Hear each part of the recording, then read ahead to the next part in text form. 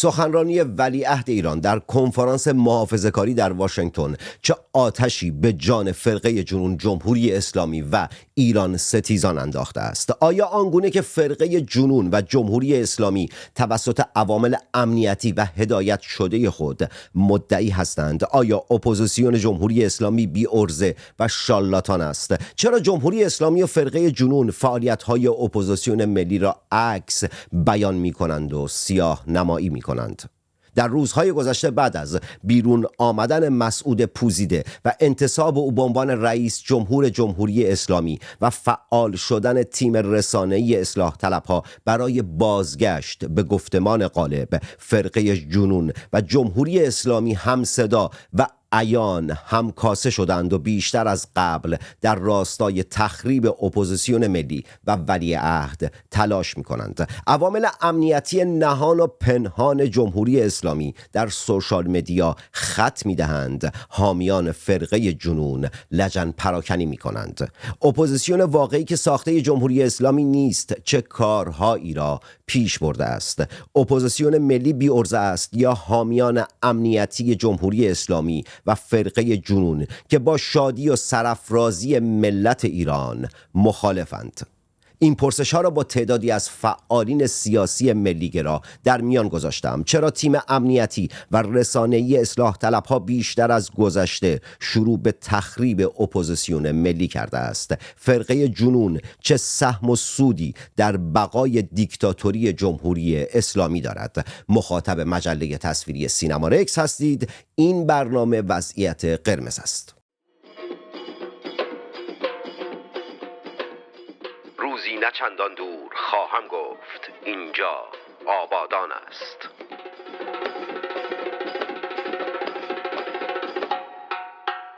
مهمان این قسمت از برنامه وضعیت قرمز نوید محبی است. نوید، الان چجوریه؟ ما شالاتانیم، اونا شالاتانن، ما داریم به فردای ایران فکر میکنیم، اونها دارن فکر میکنن، چجوریه وضعیت؟ والا راستشو بگم اتفاقاتی که در طی 1 سال گذشته افتاده، مخصوصاً 1.5 سال گذشته بعد از مسئله جورج تاون، ما به جای اینکه تمرکزمون رو بذاریم روی براندازی جمهوری اسلامی، بسیاری از افراد فکر کردن که برای اینکه از قافله عقب نمونن و شاید چیزی بهشون به اصطلاح بماسه، شروع کردن به نمیدونم رهبرسازی و رهبر تراشی و تلاش برای اینکه به هر حال برای خودشون اسم و رسمی به هم بزنند و اینها. در واقع ما اصلا در مرحله سرنگونی نبودیم که همچین چیزی نیاز باشه. حالا راجع به مسئله جورج تاون و اون تلاشایی که برای رهبر تراشی میشه زیاد حرف زده شد، ولی چیزی که واقعا جای تأسف داره همین واکنش‌هایی هستش که یه سری افراد به هر اقدام شاهزاده رضا پهلوی دارن.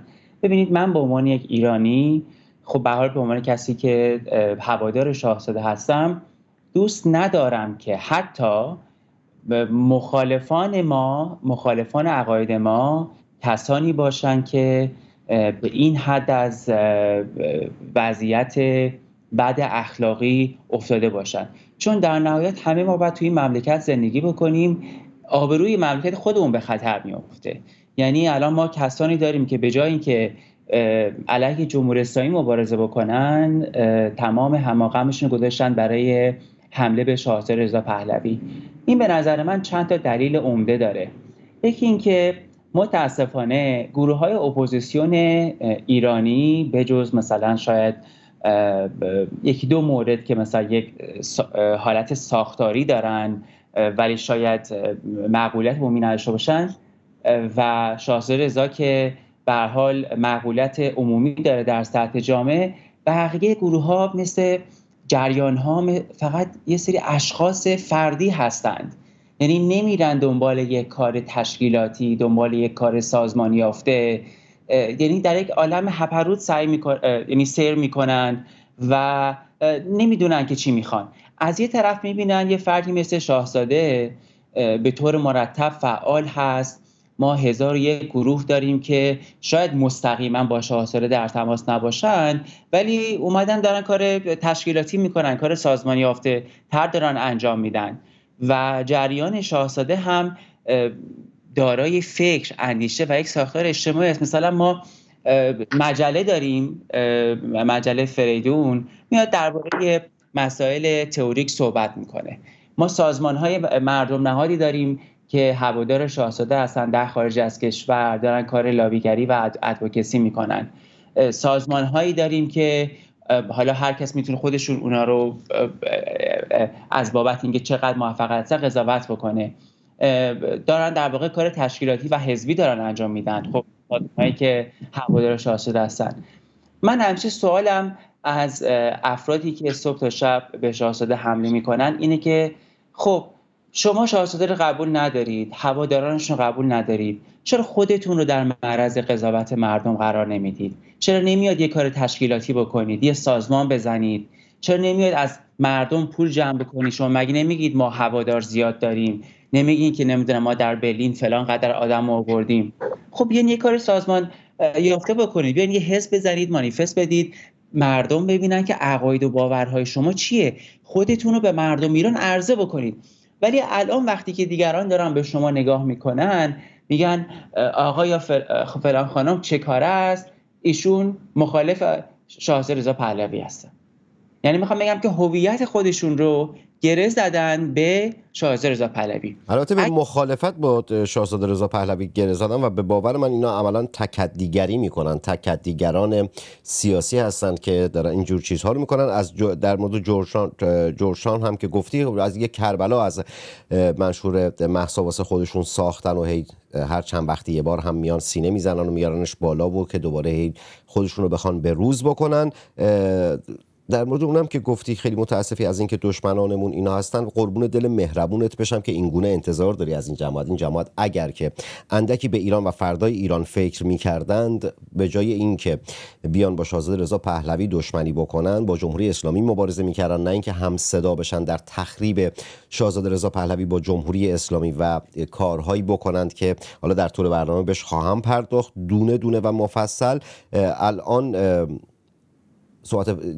وسط صحبتت اومدم، چیزی می‌خواستی بگی؟ آره ببین الان مثلا در آمریکا آقای جو بایدن رئیس جمهور آمریکاست. شما حالا مثلا به عنوان آمریکایی یا باش موافقید یا مخالفید، این الان به این وضعیت افتاده میره جلوی دوربین، صحبتاش یادش میره، حرفا رو پس و پیش میگه، اسامی رو بد میگه.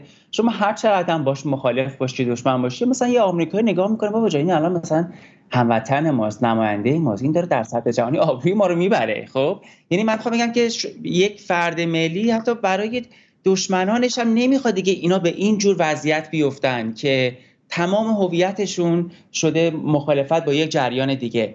یعنی ببین من احساس میکنم که اینا چون فکر میکنن قدرت سازماندهی ندارن، چون فکر میکنن که مثلا نمیتونن پول جمع بکنن از مردم، کارهایی که میکنن رو به حال فاند بکنن، میگن که خب ما که زورمون به جمهوری اسلامی نمیرسه و از این طرف دیگه هم اگه جمهوری اسلامی بره اینا میان سر کار، پس ما بیان به اینا حمله بکنیم. الان من دیدم که دیروز آرش عزیزی نایاکی معروف یه توییتی زده که گروه‌های مثلا جمهوری خواه یا گروه‌های چپ و نیمه چپ و مثلا با قول خودش میانه رو که به نظر من اینا همه افراطی هستن، اینا چون که سازماندهی ندارند و در واقع رهبری شناخته شده ندارند و پایگاه اجتماعی ندارند، رضا پهلوی دست بالا رو داره، پس این بعد رضا پهلوی باید نفر اولی باشه که ما بهش حمله میکنیم. یعنی به جای اینکه بیان بگه که ما بریم گروه تشکیل بدیم، ما بیایم مثلا یک کار سازمانی یافته انجام بدیم، میان مخالفتشون رو اینجوری تعیین میکنن. حالا بعد از قضیه جورجتاون که به اصطلاح دستشون به اون گوشت لذیذ نرسیده، اینا دچار احساس میکنم تعلمات روحی هم شدن. من هیچ وقت افرادی که دچار تعلمات روحی هستن و مسخره نمی‌کنم. برای من خودم هم در یک دوره زندان بودم، خیلی سختی کشیدم، تعلمات روحی داشتم، ولی اینا دارن این تعلمات روحیشون رو برای اینکه بتونن اون رو درمان کنن، دق و دلش رو سر مردم و دیگران دارن خالی میکنن. شما برید توییت هاشون و واکنش هاشون رو ببینید که بابا جان این رفتارها هیستریک هست. مردم دست آخر میپرسن خیلی خوب، با آقای رضا پهلوی مخالفین، شما چه چیزی در چنته دارین؟ شما چه چیزی برای عرضه دارین؟ یعنی کدوم مثلا حزب سیاسی رو در دنیا دیدین به قدرت رسیده باشه بدون که چیزی خودش عرضه بکنه میگه آقا نفر بعدی پس بیاین من انتخاب بکنین؟ خب مردم دست آخر میپرسن که شما چه چیزی برای عرضه دارید. این مسئله‌ای که باید دقت کرد. من احساس میکنم که بعد از این مسئله جورجتاون اینا دچار ترحم روحی شدن و این حملات، حالا من دکتر روانشناس نیستم، این حملات و این توییت ها مثل مورفین عمل میکنه برای اینا، در واقع تقویت میکنه اون حس، اون نرو مرکزیشون رو، یه احساس خوبی بهشون دست میده. ببینید مثلا دیدی که یک نفر که سیگار میکشه اون نیکوتین باعث میشه که طرف احساس لذت بهش دست بده. خب اینها چون تعلمات روحی دارن با این توییت ها مثلا میگن آره خودم خوب خالی کردم، دارم میزنم به هدف، یعنی مثلا دلشون رو به درد میارم.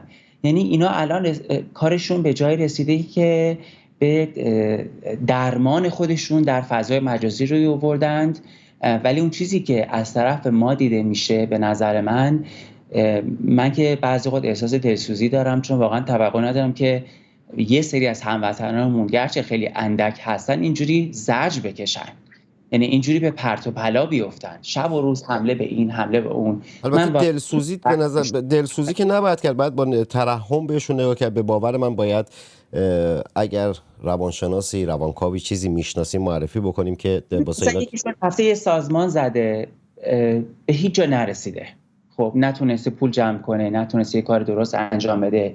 یکیشون مثلا الان 2 سال خوردی 3 ساله که حالا بجز یک دوره محدود 3 ماهه نتونسته جای کار پیدا بکنه، چون واقعا یک خودشو مثلا متخصص مسائل ایران هم میدونه، تنبل هم هست. کی؟ بعد یکی آقای اسمش هست آقای علیرضا نادر و مردم نگاه میکنن مثلا، یعنی کسی که میخواد اینو استخدام بکنه میگه که بابا این چه شب و روز داره فقط به مثلا شاهزاده رضا پهلوی حمله میکنه، این عادیه که اینقدر شما نسبت به یکی به قول خارجی‌ها ابسشن دارید، نسبت به یکی اینقدر دق و دلی دارید که تمام حرفاتون شده در مورد این.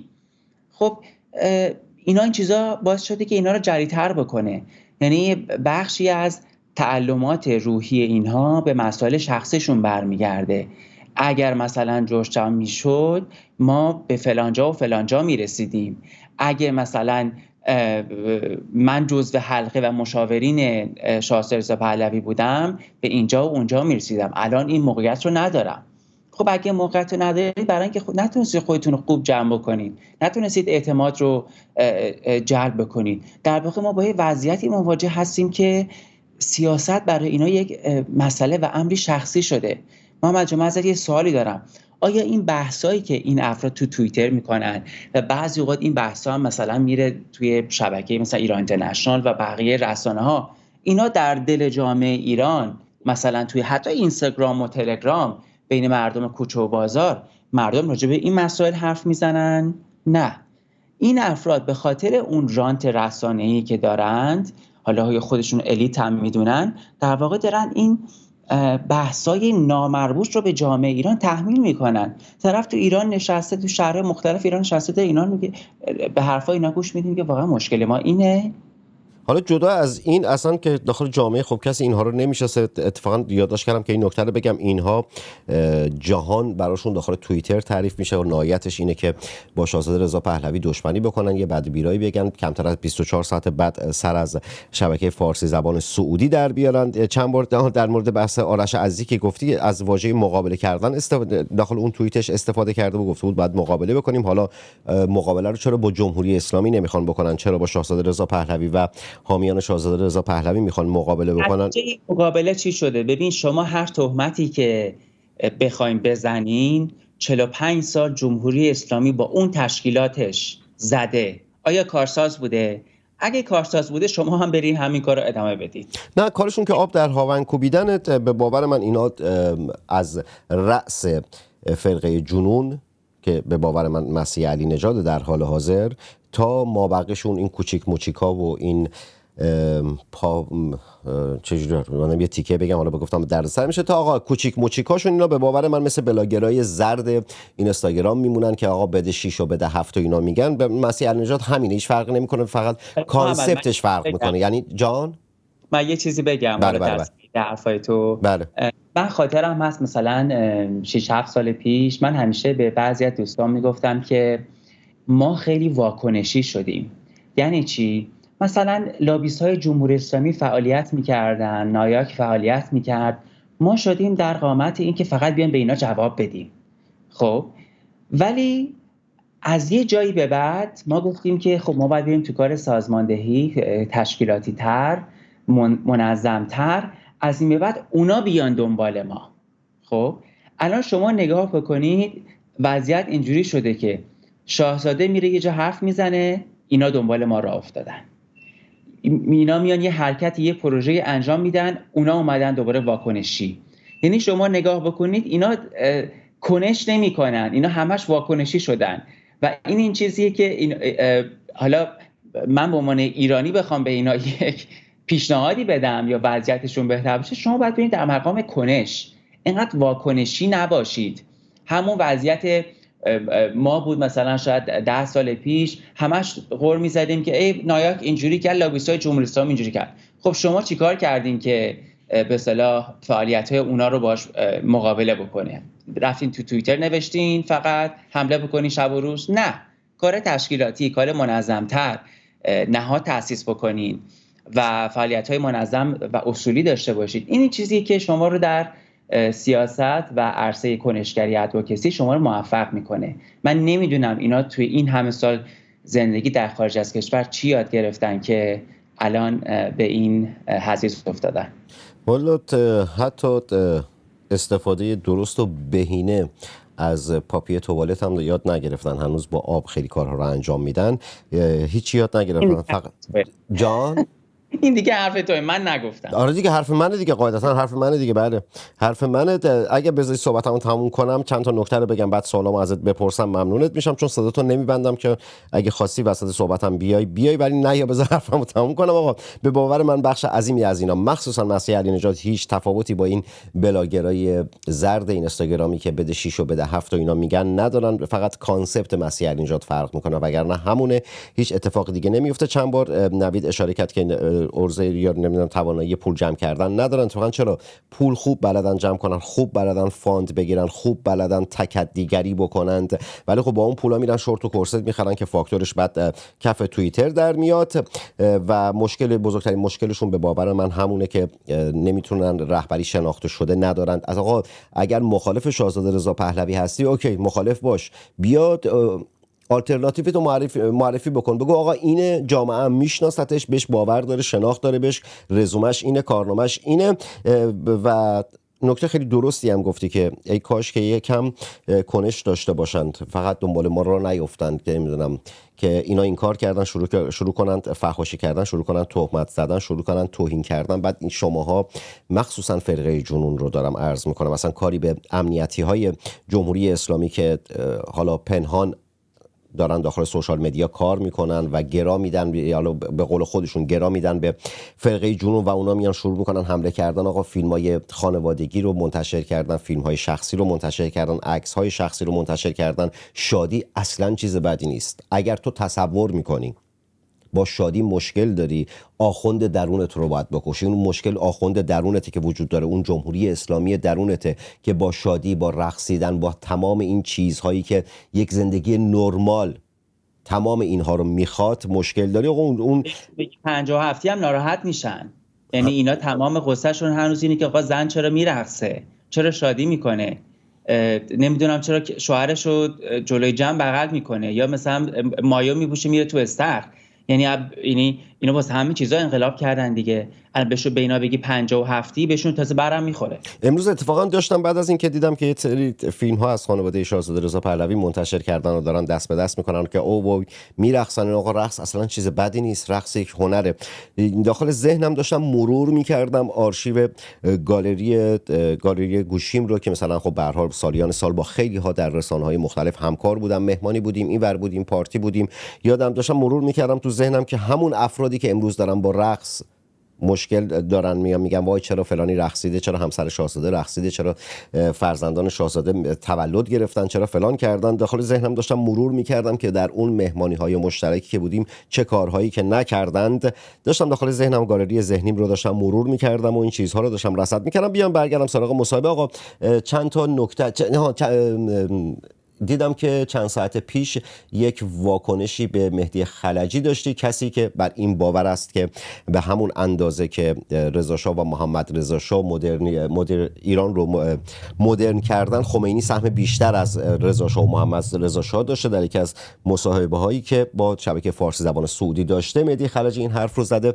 اومده در ایکس خودش نوشته که آقای رضا پهلوی در جلسه‌ای که در دفترش داشتیم پیش از مصاحبه در واشنگتن به بهانه 40 سالگی انقلاب به من گفت آقای خلجی کی منو شاه میکنه، من فقط 3 تا دختر دارم. دیدم تو و کامران واکنش داشتید بهش. این گفته خلجی درسته یا چرند گفته؟ من نمیدونم داستان از چه قراره که اینها برای اینکه دیده بشن هر چند وقت یه بار میان یک نقل قول کاملا ساختگی رو در میارن. مثلا یکی از این آقایون گفته بود که رضا پهلوی به من گفته مردم ایران لیاقت دموکراسی ندارن و بعد من به او گفتم تو لیاقت حکومت بر مردم رو نداری. یعنی اصلا من اصلا به جای اینکه بیام رد بکنم یا نکنم، خود مردم چی میگن بذاریم اینو به قضاوت مردم. یعنی اینا واقعا به خیالات افتادن. حالا آقای خلجی خب سالا در حوزه درس خونده و خب این حوزوی‌ها هم دیگه متخصص این حدیث درست کردن دیگه. یعنی مثلا حدیث درست میکنن، مثلا از 1400 سال پیش این اتفاق افتاده اون اتفاق افتاده، بعد کاشف به عمل میاد که نصف این حدیثا دروغه. اصلا شاهزاده چرا باید بیاد برای آدمی که نه میشناسه نه نمیشناسه بیاد مثلا یه همچین حرفی بزنه که کی منو شاه میکنه، نمیدونم کی من فلان میکنه. اینا واقعا میگم از روی همون حرسه، از روی همون تعلمات روحی. الان شما وضعیت آقای ببین، من واقعا به کسانی که دچار تعلمات روحی هستن حمله نمی‌کنم ولی دارم فقط شرح میدم. الان همین آقای مهدی خلجی بعد از مثلا 10-15 سال کار توی مؤسسه واشنگتن، این آقا رو از کار اخراجش کردن، انداختنش بیرون به خاطر اینکه نه حرف جدیدی برای گفتن داشت، نه به هر حال کاری تحویل میداد و از لحاظ تحلیل و سیاسی هم واقعا به موقعیت بدی افتاده بود و این انقدر این مسئله بهش ضربه زده و فشار روحی آورده که حتی علنا اومده توییت کرده و این در این مورد نوشته که حتی بدون اینکه به من از قبل اطلاع بدن یهویی منو از اونجا انداختن بیرون.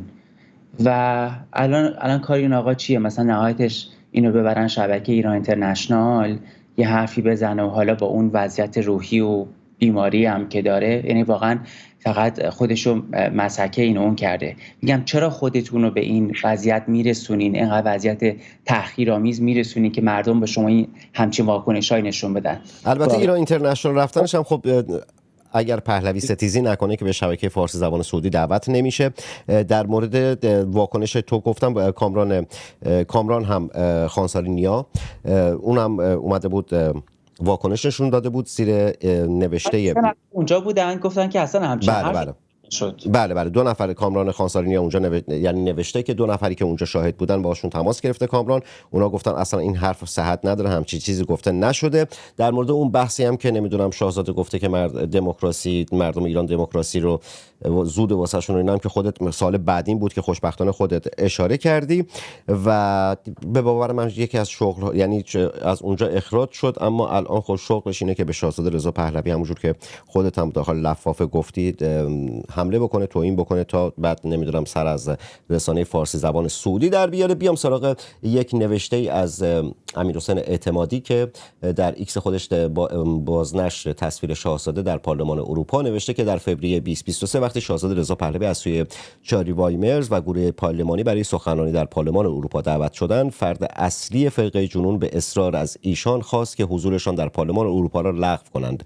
با این ادعا که چاری وایمرز و گروه پارلمانی او راست افراطی و بدنام هستند. پاسخ شاهزاده به این درخواست منفی بود، با تاکید بر اینکه برایشان منافع ملی ایران اولویت اصلی را دارد و برای رساندن صدای مردم با همه صحبت می‌کنند. ضمن اینکه گفتند چارلی وایمرز دوست خوب مردم ایران است و مواضع افراطی ندارد. چند روزی گذشت تا اینکه از طرف دفتر چارلی وایمرز مطلع شدیم همان فردی که با اصرار تلاش کرده بود سخنرانی شاهزاده در پارلمان اروپا را لغو کند، به واسطه افرادی پرنفوذ می‌خواهد خودش را به برنامه غالب کند و کنار دست شاهزاده و چارلی وایمرز در پارلمان اروپا بنشیند. آن فشارها چند روزی ادامه داشت، اما در نهایت به بی نتیجه ماند و آن برنامه بدون حضور آن فرد برگزار شد. در ادامه نوشته که داستان حملات بعد از سخنرانی شاهزاده در کنفرانس محافظه‌کاری ملی هم از همین جنس است. آنهایی که پشت این حملات هستند مشکلشان این است که چرا خودشان دعوت نشدند، دعوت شوند با سر میروند. این رو خوندم که به اینجا، یعنی این سوال رو مطرح بکنم که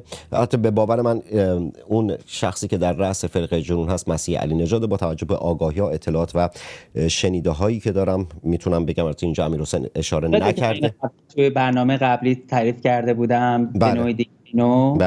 بله. ببین من میدونی یاد چه ضرب المثلی میندازه اینجا؟ گربه دستش به گوش نمیرسه میگه پیف پیف. اینا در واقع امیر درست میگه، اینا در واقع خودشون میخوان به این مجامع دعوت بشن، صحبت بکنن، واکنش بگیرن. کما اینکه اگر اینطور نبود خب شما چرا انقدر تلاش داشتید که در برنامه آقای وایمر شرکت بکنید در صورتی که خودتون قبلا بهش گفتین افراطی؟ ببینید این داستان، من توی مصاحبه هم دفعه قبل گفتم، یعنی چند روز پیش شاهزاده با همه صحبت میکنه. همین یک سوالی که میخواستم ازت بپرسم همین بود که مثلا از دیروز تا حالا شبکه فارسی زبان سعودی داره حمله میکنه به شاهزاده رضا پهلوی علنا، که نمیدونم چرا در رسانه‌ای که راست افراطی صحبت کرده، چرا نمیدونم جاهای دیگه صحبت نکرده، یا اینکه اومدن گفتن که این تنها سخنرانی شاهزاده در یک جای مهم و با اهمیت بوده. آیا این راسته یا نه؟ و این بحث این که شاهزاده بارها گفتن که برای دفاع از ایران هر جایی صحبت میکنن، در مورد اینم صحبت کنیم ممنون میشم. ببین مثلا من یه مثال بزنم، اینا میگه فقط با نیروهای دست راستی دیدار میکنند و اینها. کمتر از 1 سال پیش شاهزاده مهمان ویژه سازمان ضد افترا یا ADL بوده که یه سازمانی هستش که رئیسش برای آقای اوباما کار کرده و بسیار به دموکرات‌ها نزدیک، بسیار به مسائل به هر حال عدالت اجتماعی اهمیت میده. شاهزاده رفت اونجا صحبت کرده. همین شاهزاده نبوده که رفته بود فرانسه با سناتور ارشد حزب سوسیالیست دیدار کرده. شاهزاده کسی بود که با رئیس فکر میکنم سال 2018 یا 2019 بوده که بعد از خیزش سراسری دی ماه 96 با رئیس حزب سوسیال دموکرات آلمان آقای شولز دیدار کرده. که البته من اینو نوشتم، خانم میناخانی رفته گفتش که آره این دروغ میگه و اینا. حالا جالبه که من عکسش هم دارم. و شاهزاده همون کسی بوده که بارها و بارها در همین آمریکا با نماینده‌های دموکرات جمهوری‌خواه صحبت کرده. برید حتی همین توییتر رو نگاه بکنید، در پارلمان اتریش گروه‌های لیبرال شاهزاده رو کت کردن، حرف زدن، نقل قول آوردن که ما باهاش دیدار کردیم. بنابراین این حرفی که میزنن اصلا از لحاظ فکتوال غلطه، درست نیست. من نمیدونم چرا این دروغا رو میگن. یعنی ما واقعا اگه بخوایم بیایم به تمام ادعاهای اینا جواب بدیم، فقط باید یک کارخونه بیانیه سازی داشته باشیم. یعنی هر روز بیایم بیانیه ساده بکنیم که نه این حرف دروغه، این حرف دروغه. خب خودتون یه سرچ ساده بکنید. مگه شاهزاده با حزب سوسیالیست فرانسه دیدار نکرد؟ حتی برید نگاه بکنید با حزبای به اصطلاح که در منتهی چپ آلمان هستن. شما برید صفحه شاهزاده رو در توییتر و فیسبوک ببینید، برنامه گذشته‌اش هست که با اشخاص مختلف، جریان مختلف دیدار کرده. حتی اگر نمی‌کرد، خب من سوالم اینه چپ ها چه گلی به سر جنبش آزادیخواهانه ایران زدن که راستا نزدن؟ مگه ما به کسی بدهی داریم؟ هر کسی که دعوت کرده، هر کسی که بخواد قدمی برداره، ما دستش رو میفشاریم. چون برای من به عنوان یک ایرانی که میخوام مملکتم آزاد بشه، چی کار دارم حالا مثلا در چک یا اتریش یا مثلا در بلژیک چپ میاد بالا یا راست میاد بالا؟ اگه از مردم ایران حمایت میکنید دست شما درد نکنه. مگه همین شاهزاده نبود که یه هفته پیش تبریک گفت به حزب کارگر و آقایی که الان وزیر خارجه حزب کارگر شده در انگلستان، برید نگاه بکنید 1 هفته پیش. خب چون اینا رو نگاه نمی‌کنن؟ به خاطر اینکه منفعتشون در تخریب اون تکدیگری که دارن میکنن در تخریب شاهزاده رضا پهلوی است که میتونن ترحم بخرند. اتفاقا یکی از نکات خیلی مهمی که در این سخنرانی شاهزاده وجود داشت این بود که از نقطه ضعف با جهان برخورد نکرد، خیلی مستقیم گفت که باید شریک ما باشید، ما نیازی به شما نداریم برای انقلابمون و اینجور چیزها. بله، چون نوه رضا شاه فرزند محمد رضا شاه غرور داره، غرور ایرانی داره، نمیاد به قول خودت تکدیگری بکنه، گدایی بکنه. گفتش که ما برای تغییر رژیم در ایران نیاز به اجازه شما نداریم. اونم جلوی محافظه‌کارا که به هر حال یک سیاست خارجی بزن بهادری داشتند و والا شاید بعضی وقت از نگاه بالا به پایین هم به منطقه خاورمیانه نگاه کردن. گفت ما اصلا به اجازه شما نیاز نداریم، چه شما بخواید چه نخواید ما به کار خود ادامه میدیم. تغییر رژیم حق مردم ایرانه، کسی نمیتونه اینو بگیره. بعد حالا شاهزاده رفته اونجا صحبت کرده، مثالی آورده از اتفاقی که در افغانستان افتاده. گفته یک لوی جرگه تشکیل شده، بزرگان نمیدونم از گروه‌های مختلف افغانستان اومدن شرکت کردن، 70% یا اکثریتشون گفتن پادشاهی باید احیا بشه. شاهزاده اومده گفته که حق مردم افغانستان باید به رسمیت شناخته می شده و دولت‌های خارجی حق اینو ندارن که بیان نسخه بپیچن، نمیدونم مثلا در ایران آینده فردا جمهوری بشه یا پادشاهی بشه. حتی اگه بیان پادشاهی بشن باز اینا بیخود میکنن که میگن به اینا چه ربطی داره، مردم ایران باید انتخاب بکنن. شاهزاده در واقع تاکید کرده روی نظر و آرای مردم. حالا فکر کن اینا اومدن چه نتیجه گیری کردن از این؟ بله، او میگوید که مردم ایران لیاقت دموکراسی رو ندارن، باید آقا بالا سرشون باشه. میگم چرا شما این بدذاتی و این کینه و بدتینتی رو دارین؟ کی اومده همچین حرفی زده؟ یعنی اومده با دلیل و با یک آمار مشخص گفته اکثریت اونو میخواستن، شما گفتی نه و این کار غلط بوده. این عین دموکراسیه.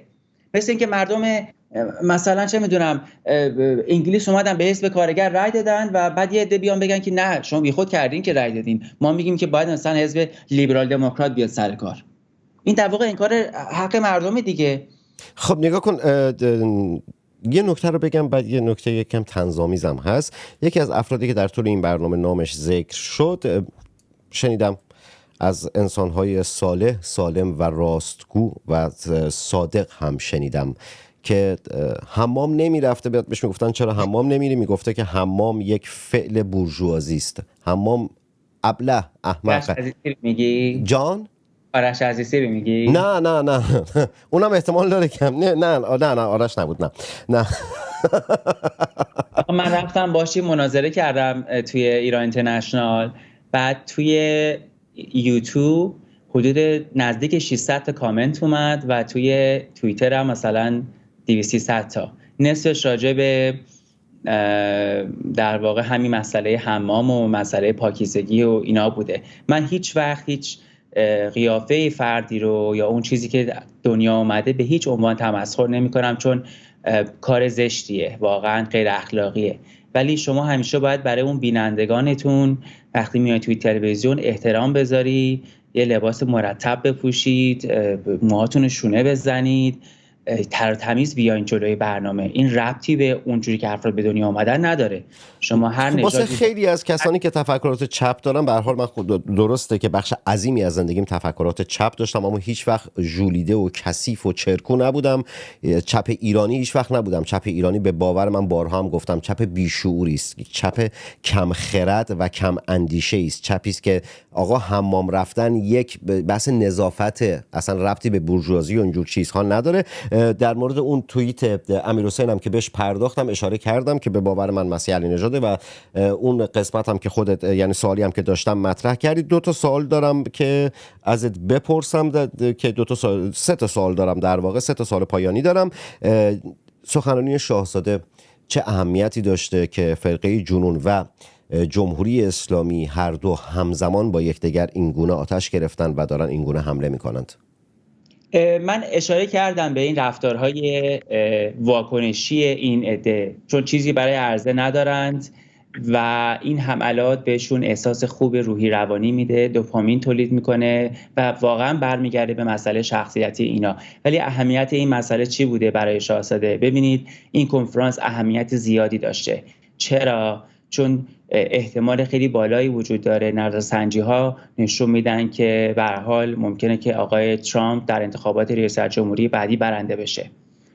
افرادی که در این کنفرانس شرکت کردن، من شاید بگم مثلا شاید 6-7 نفرشون به طور قطعی یا قطع به یقین در دولت آینده آمریکا حضور خواهند داشت. حتی یکی از اونها ممکنه که به اصطلاح معاون رئیس جمهوری آمریکا بشه. در این کنفرانس 6 سناتور آمریکایی 6 یا 8 نفرشون شرکت کردن که از قضا خیلی هاشون هم وابسته به جریان محافظه‌کار سنتی بودن به جای محافظه‌کار عامه‌گرا. یعنی شما واقعا نگاه بکنید مثلا خود این کنفرانس رو یه فرد اسرائیلی آمریکایی برگزار کرده. حالا اینا مثلا اومدن اینجوری وانمود کردن که بله افرادی که یهود ستیز بودند و افرادی که نمیدونم انزواگرا بودند و خب واقعیت سیاسی یک جامعه اینه که در بخش محافظه‌کارش گرایشات مختلف وجود داره و چقدر خوبه که شما بیاید این افراد هم مورد خطاب قرار بدید و سعی کنید نظرشون تغییر بکنید.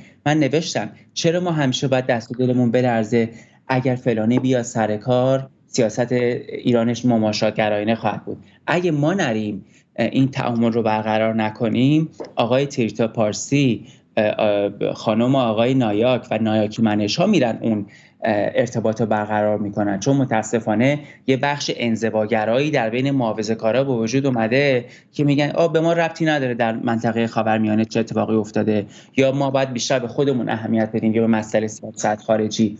اسرائیلی‌ها موفق شدن که در آمریکا یا گروهایی که حامی یهودیان هستن میگن که سیاست اسرائیل باید سیاست دو حزبی باشه و تونستن همه طرف‌ها رو قانع بکنن. ما اگر بیام این صحنه رو خالی بکنیم با اینا حرف نزنیم، خب نایاک میره حرف میزنه. همون اتفاقی که در اون 15-20 سالی که اپوزیسیون در کار کنشگری و لابیگری نبود چه گروه‌هایی دست بالا رو داشتن. هم من میدونم هم خودت، نایاک میرفتن مشاورهای غلط میدادن و چقدر خوبه که شاهزاده در این کنفرانس شرکت کرد.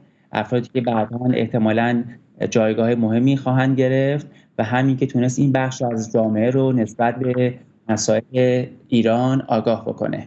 از همه مهمتر اون نگاه زیبا و بزرگی بود که در سخنرانیشون داشتن. اون بحث شراکت جهان با ایران موضوع خیلی مهم و با اهمیتی. سوال آخری که ازت دارم اینه که آقا ما شیادیم، فرقه جنون شیاد است، ما داریم شارلاتان بازی میکنیم که میگیم ایران و فردای ایران، یا فرقه جنون که تکدیگری دارن میکنند؟ ببینید من واقعا نمیدونم که اینها رو چجوری مورد خطاب قرار بدم، ولی واقعا فکر کنم من الان طرفدار شاهزاده نیستم. به عنوان یک ناظر بیرونی میخوام حرف بزنم و خیلی به اصطلاح به قول اینا برای اینا عادلانه برید کار تشکیلاتی انجام بدید، برید روح بزنید. من اگر اینها بیان قدمی برای آزادی ایران بردارن حتی استقبال میکنم. هویت خودتون رو مقابله با دیگران تعریف نکنید، نوآورانه عمل بکنید، گروه تشکیل بدید، خودتون رو به مردم ایران عرضه بکنید. شاید یک سری طرفدار پیدا کردید، خب اینا میگن که بله مردم ایران با شاهزاده مخالفند، خب شما برید اون مخالفین رو جذب بکنید، جذب نکردید. حالا قبل از اینکه برم دوست داشتم درباره توییت‌های آقای توماس هم، اسمش چی بود فامیلیش، که صحبت کرده بود خیلی استاد دانشگاه اتاوا. آره این آقای توماس جونیتو، این فرد سالهای سال همراه با نایاک بوده، همراه با اون یک گروه دیگه هم از ایرانی امریکن کانگرس، ایرانی کانادین کانگرس توی کانادا که به اصطلاح خواهر نایاک هست، با اونا مشارکت داشته، با اونا کار میکرده. هنوزم که هنوزه بری ببینی توییتاشو امثال سینا توسی و نایاکیا میان شیر میکنن. ببین این آقا که فارسی بلد نیست، خب یعنی مطالب فارسی که منتشر شده رو نخونده.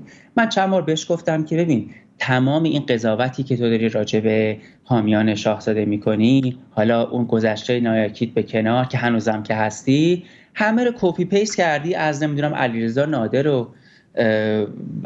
و یه سری دیگه که مشکلات شخصی دارن. گفتم تو که خودت رو پولیتیکال ساینتیست میدونی، تو که خودت رو پروفسور علوم سیاسی میدونی، چرا نمیری تحقیق خودت رو انجام بدی؟ کارت به جایی رسیده که میای توییت دیگران رو کپی میکنی، فارسی هم که بلد نیستی. پس این حرفا رو از کجا در آوردی؟ مگر اینکه اومدی توییتیوار حرفای آرش عزیزی و دیگران رو به اصطلاح تعریف کردی. یه چیز جالب هم دیگه که شاید بگیم که چرا اینا این کارا رو میکنن، شما راجع به شاهزاده رضا پهلوی چه مثبت چه منفی حرف بزنید، چون که ایشون یه فرد شناخته شده‌ای هست، معروفی هست، هوادار زیاد داره، لایک و ایمپرشن و بازدید صفحت میره بالا. دیدی یکی میخواد معروف بشه میاد به آدم معروف در جفتک میندازه، به هر حال اون معروف میشه دیگه. و وضعیت اینا ملغمه‌ای هست از مشکلات شخصی، روحی و اون آمال آرزویی که دارن برای بیشتر شناخته شدن و به قول آمریکایی رلوونت موندن در فضای سیاسی ایران. پیشنهاد همیشگی من به اینا اینه که اگر واقعا شما چیزی برای عرضه دارید، حرفی برای گفتن دارید، بیاید یک کار شرافتمندانه نظم یافته و تشکیلاتی انجام بدید و خود رو در معرض قضاوت مردم ایران قرار بدید. این کارو نمی‌کنن، خب نشون میده که فکر میکنم آگاهی دارن که جایگاه و پایگاهی در دل جامعه ایران ندارند. امیدوارم که روزی همچین کار، یعنی شعورش رو داشته باشن، همچین کاری بکنن که حریف قدری داشته باشیم در فردای براندازی جمهوری اسلامی برای، یعنی مردم بتونن انتخاب بکنن بین دو تا قدرت، نه اینکه فقط قدرت ما باشیم که بخوایم. به هر حال گفتمان غالب، گفتمان ملی گرایی است و آلترناتیو شاهزاده رضا پهلوی است. دو تا نکته پایانی رو بگم خطاب به دو نفر. نفر اول معصومه علی نژاد قمی کلاه که بارها گفتم، باز هم تکرار میکنم، به باور من هیچ فرقی با بلاگرهای اینستاگرامی نداره. بده 8 جان یعنی تو مسیح رو ول نکردی یا؟ نه، برای چی ول کنم؟ تا زمانی که اینا دارن تکدیگری میکنن، تا زمانی که دارن فاند میگیرن، تا زمانی که از خون جوانان وطن من دارن امرار معاش میکنن، برای چی باید ولشون کنم؟ اگر امروز ولشون کنم، فردای براندازی باید باشون داخل کف خیابان‌های ایران ملت وارد جنگ مسلحانه بشن. بعدم الان نبین که نمیدونم آدماشون رو فرستادن، خودشون پشت بدون تردید در جریان هستی، آگاه هستی که دارن لابی میکنن، تخریب دارن میکنن، نمیدونم تماس میگیرن. به قول خودت داخل مسابقه قبلی که با خودم داشتی گفتی تماس میگیرن که نمیدونم شاهزاده دعوت نشه، اینجوری نشه، اونجوری نشه. به هر حال در ماهای گذشته بارها به کرات گفتم که آقا، اطرافیان شاهزاده رضا پهلوی یکی از بزرگترین اتفاقات مهمی رو که رقم زدن این بود که معصومه علی نژاد قمی کلاه رسانه رو دست خودش گرفته بود، رسانه رو دست خودش داشت نگه می داشت. اون جمله‌ای که چند ماه پیش اومد داخل ایران اینترنشنال زد، فکر نکنید رو هوا زد که نمیدونم شاهزاده بعد بایکوت بشه در رسانه. نه، این بخش بود. جان میگم چقدر حرفش نتیجه بخش بود. نه، نتیجه بخش که نبود، که نمیتونن به خاطر کسانی که اطراف شاهزاده هستن، شما امیرحسین اعتمادی، سعید عزیز، این کسانی که اگر داریم میبینیم که در 1.5 سال گذشته تمام رسانه‌های جهان سمت شاهزاده اومدن و شروع به مصاحبه کردن و گفتگو کردن با شاهزاده، یعنی شروع کردن به گفتگو کردن و مصاحبه کردن، بدون تردید تلاش‌هایی بوده که این بچه‌ها انجام دادند که سبب شده آلترناتیو ما صداش بیشتر و بیشتر شنیده بشه. معصومه علی نژاد نمیخواست رسانه‌ای سمت شاهزاده رضا پهلوی بره. آگاه هستم که دارم این رو میگم. بعد جونم واسهتون بگی، میخواستن شاهزاده رو نگه دارن، بسته نگه دارن، سهم خواهی بکنند، شاهزاده رو بعد بذارن کنار، بگن خب ما هستیم و شما الان چندیم. فرهنگ ایران نذاش، ملی گرایان نذاشتن و همین بچه‌هایی که اطراف شاهزاده رضا پهلوی هستن که حالا جمهوری اسلامی و فرقه جنون که بهشون حمله میکنه، اونا که تکلیفشون مشخصه. برخی از ملی گرایان نمیدونم چرا دارن همچین کارهایی میکنن. نوید و نمیدونم امیرحسین و سعید و اینا پسر خالم و رفیقم هم نیستند، هیچ صنمی هم باشون ندارم. تنها کسی که واسه من اهمیت داره شاهزاده رضا پهلوی است. تا زمانی که حامی شاهزاده رضا پهلوی هستن، تا زمانی که کنار شاهزاده رضا پهلوی هستن، من به عنوان یک شهروند ایرانی به تصمیم شاهزاده رضا پهلوی احترام میذارم. چرا؟ چون آلترناتیومه. نقدم داشته باشم نقدم رو بیان میکنم، اما تخریبشون نمیکنم. جمله پایانیم رو چیز پایانی میخوای بگی شما؟ نه، فقط تشکر میکنم از فرصتی که در اختیار ما قرار دادید. اینا تعارف رو بکن. اینا تعارفه نبید. مستقل موندن خیلی سخته. امیدوارم که بینندگانی که این برنامه رو دارن میشنوند از کارهای تو حمایت بکنن، از یوتیوب حمایت بکنن که بتونی برنامه‌های بهتری رو داشته باشی و ادامه بدی. دمت گرم، مرسی از اینکه این نکته رو گفتی. دو تا نکته رو خطاب به مسیح علی‌نژاد. آقا تو واسه من هیچ فرقی با بلاگرهای اینستاگرامی نداره، همینه که میگم بده 8 و بده 7 و اینا، فقط تنها کانسپتت فرق میکنه. بارها گفتم تو این برنامه، فکر کنم تو بار سوم چهارم بود، گفتم همچین تکرار کردم که به استخونت برسه قشنگ. نکته بعدی که میخوام بگم که خطاب به شخص دیگر است. خانم محترم، حمام رفتن یک فعل بورژوازی نیست، به نظافت شخصی برمیگرده، به بهداشت بدن باز میگرده.